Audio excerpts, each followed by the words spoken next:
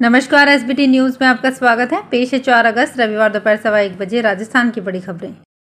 प्रधानमंत्री नरेंद्र मोदी एक बार फिर से विश्व के सबसे लोकप्रिय नेताओं की सूची में सबसे ऊपर हैं। पीएम मोदी ने अमेरिकी राष्ट्रपति जो बाइडेन और हाल ही में चुने गए ब्रिटिश प्रधानमंत्री कीर स्टारमर को पीछे छोड़ दिया है। आपको बता दें कि विश्व के सबसे लोकप्रिय नेताओं की नवीनतम रैंकिंग मॉर्निंग कंसल्ट की तरफ से जारी की गई है।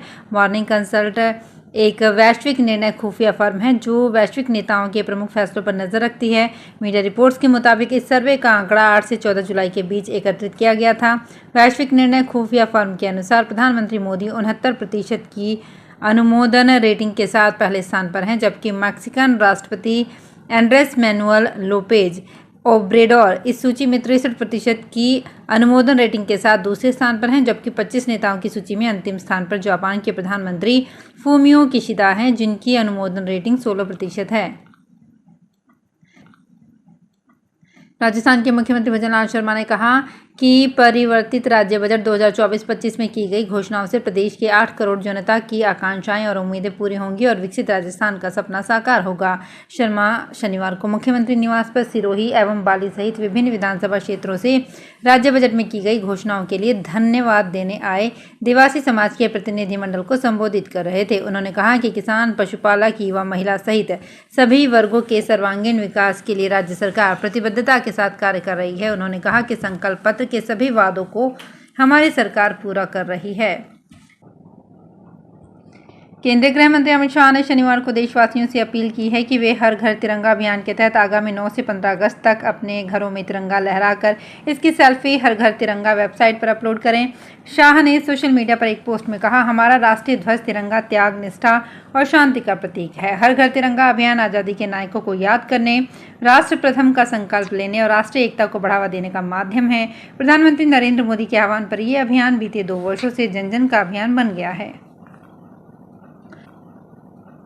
कांग्रेस ने कहा है कि हाल ही में हुए आम चुनाव के परिणामों को लेकर एक विश्लेषण सामने आया है जिसमें इलेक्ट्रॉनिक वोटिंग मशीन में गड़बड़ी की बात की गई है और इस पर उठे सवालों का चुनाव आयोग को जवाब देना चाहिए।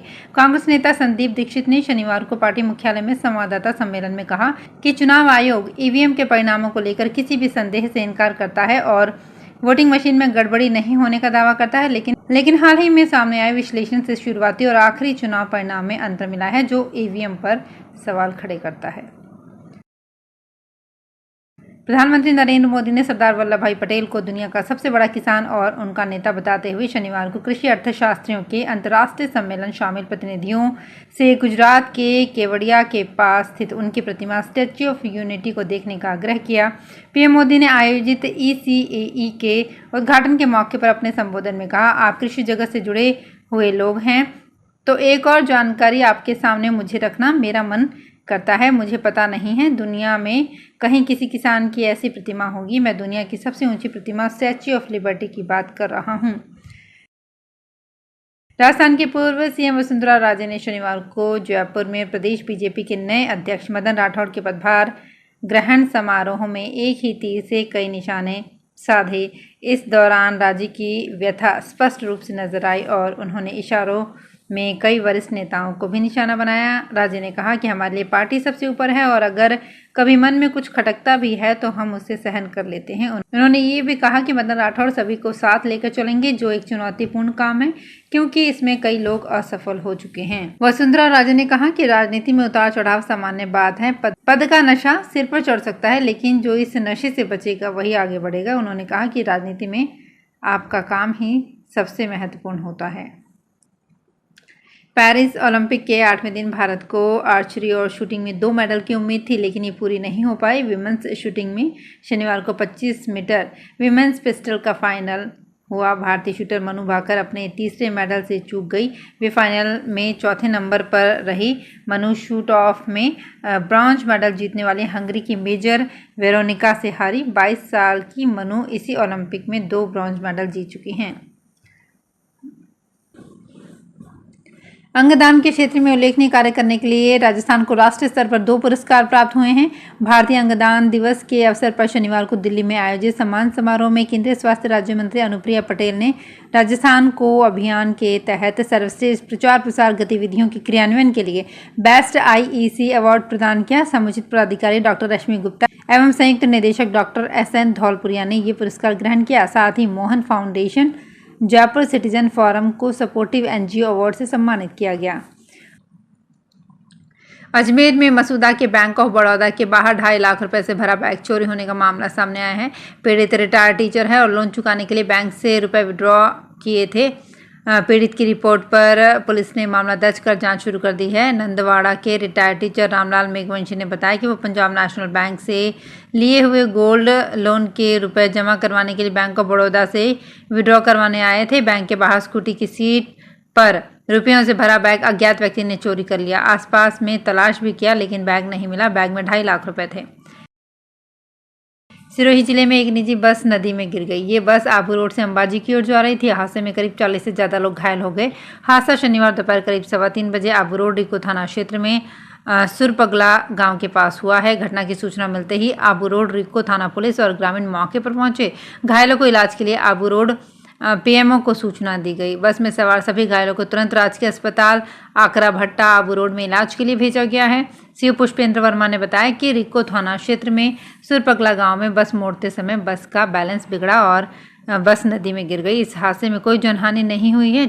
यात्रियों में 40 से 42 लोग घायल हो गए हैं, जिनमें से 11 लोग गंभीर रूप से घायल हैं, जिन्हें सिरोही रेफर किया गया है। डीग जिले के नगर थाना पुलिस ने ऑपरेशन एंटीवायरस के तहत कार्यवाही करते हुए 5 आरोपियों को गिरफ्तार किया है। साथ ही एक नाबालिग को भी पकड़ा है। आरोपियों के कब्जे से 15 मोबाइल, फर्जी सिम बरामद की गई है। आरोपी सेक्सटॉर्शन और फर्जी एडवर्टाइजमेंट के जरिए ठगी करते थे। नगर थाना अधिकारी विनोद कुमार ने बताया कि मुखबिर की सूचना पर नगला श्याम जाने वाले रास्ते पर दबिश दी गई, जहां से 5 साइबर ठगों को गिरफ्तार कर एक नाबालिग को पकड़ा गया। तलाशी लेने पर आरोपियों से 15 मोबाइल मिले, जिनमें फर्जी सिम लगे हुए थे। राजधानी जयपुर में 31 अगस्त से 2 सितंबर तक इंटरनेशनल विश्वकर्मा स्वर्ण कला शो 2024 का आयोजन होगा। भारतीय स्वर्णकार संघ के तत्वाधान में बिरला ऑडिटोरियम में कला शो आयोजित होगा। शनिवार को कला शो के पोस्टर का विमोचन किया गया।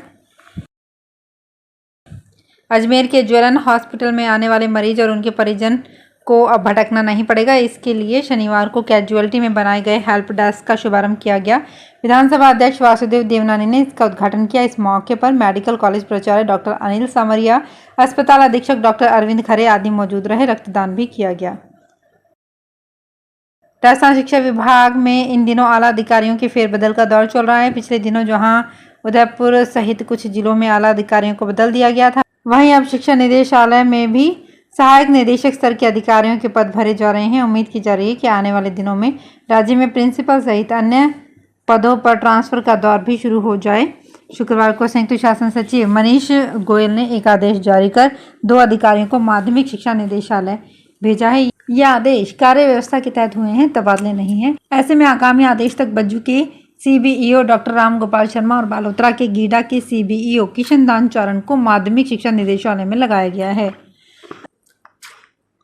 राजस्थान के UDH मंत्री झाबर सिंह खर्रा का कहना है कि प्रशासनिक तबादले नहीं होने से आमजन को सरकार बदलने का एहसास नहीं हो रहा है। 2-3 महीनों में उन्हें यह महसूस होगा और आगामी दिनों में और भी ज़्यादा आमजन के कार्य होंगे। खर्रा शनिवार को झुंझुनू के केड गांव की PM श्री केडिया राजकीय उच्च माध्यमिक विद्यालय के शिक्षक रामस्वरूप खेदड़ के सेवानिवृत्ति कार्यक्रम में शामिल होने पहुंचे थे। यहां मीडिया से बातचीत में उन्होंने कहा कि उत्कृष्ट कार्य करने वाले शिक्षक के सम्मान में शामिल होना गौरव की बात है। उत्कृष्ट कार्य करने वाले शिक्षकों को और भी ज़्यादा सम्मान मिलना चाहिए, इससे अन्य शिक्षकों को भी प्रेरणा मिलेगी। तो फिलहाल इस बुलेटिन में इतना ही, फिर हाजिर होंगे कुछ और बड़ी खबरों के साथ।